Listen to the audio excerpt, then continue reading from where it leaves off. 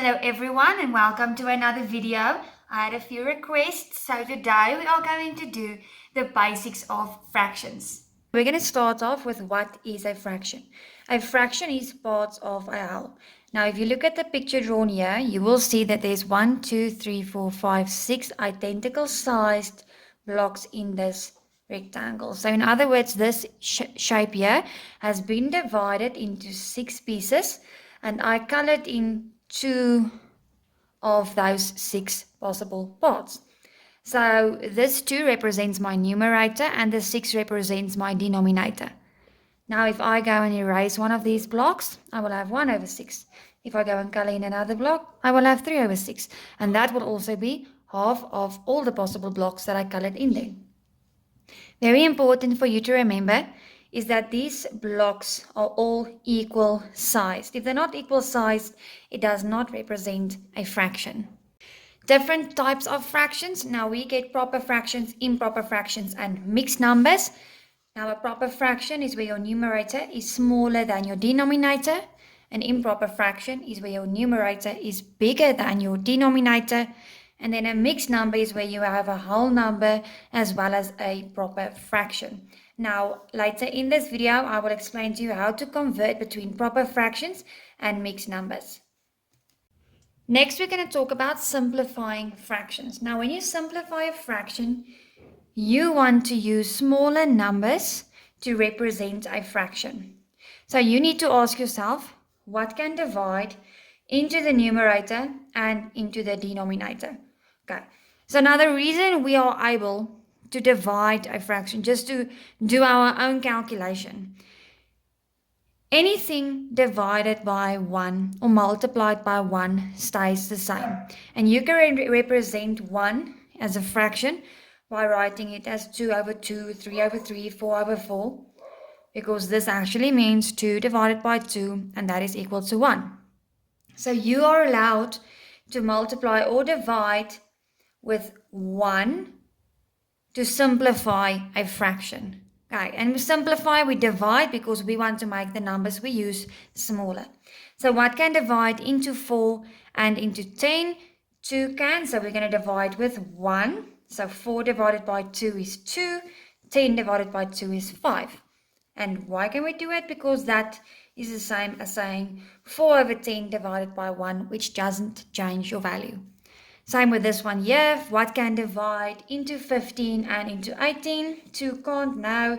3, yes. 15 divided by 3 is 5. 18 divided by 3 is 6. And if you go and look at your new fraction here now, you cannot divide with anything there, so it's in its simplest form.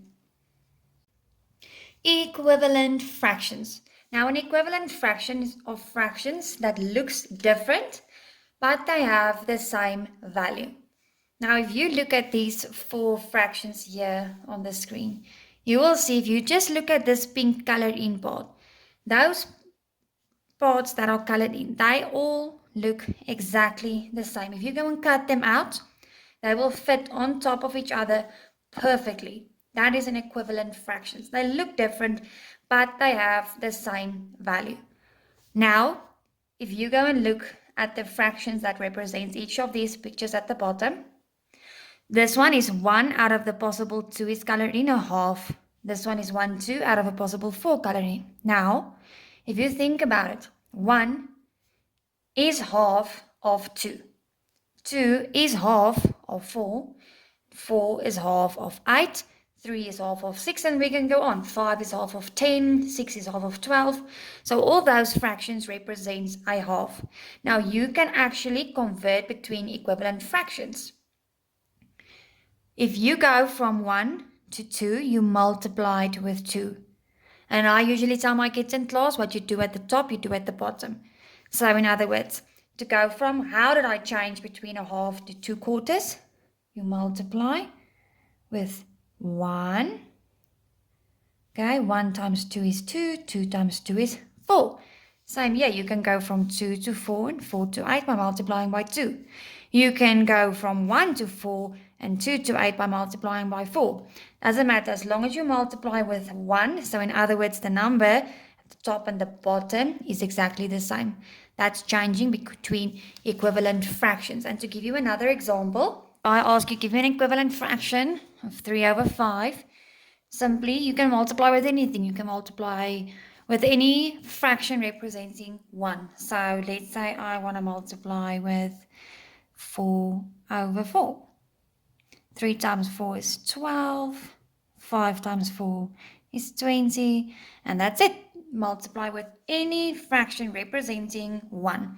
For this one here, with what did I multiply? You can see the denominator must be 15.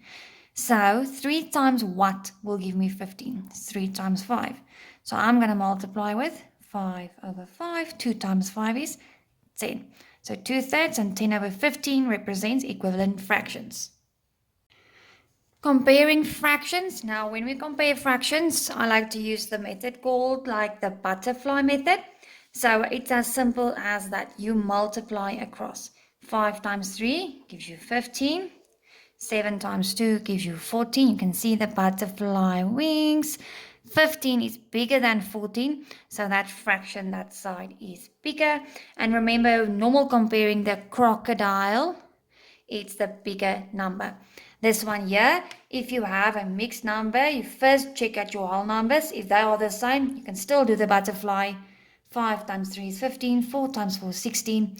16 is bigger than 15, so this fraction here is bigger. Okay, this part I will explain how to convert between mixed numbers and improper fractions. Now, if you have a mixed number here, shortcuts, you simply multiply your denominator with your whole number. So 3 times 2 gives you 6, and then you add your numerator. 6 plus 1 gives you 7, so it's 7 over, keep your denominator 7 over 3.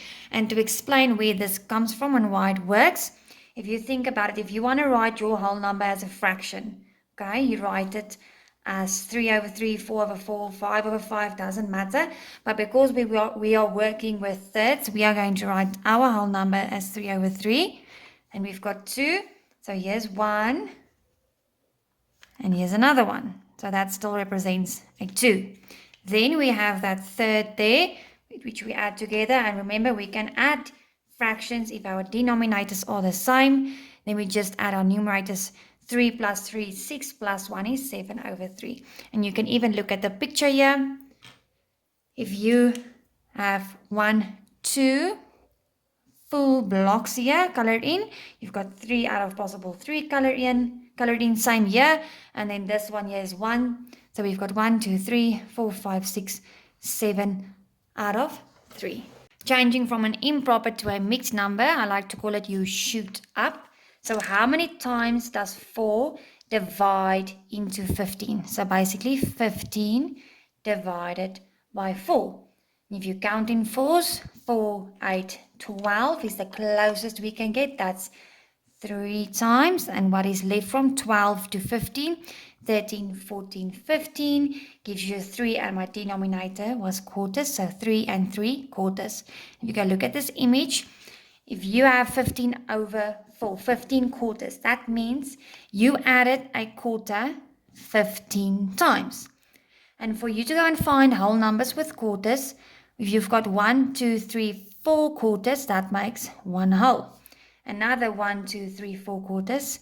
Another whole number, 1, 2, 3, 4 is another whole. So far I've got 1, 2, 3, and then this 3 are separate here.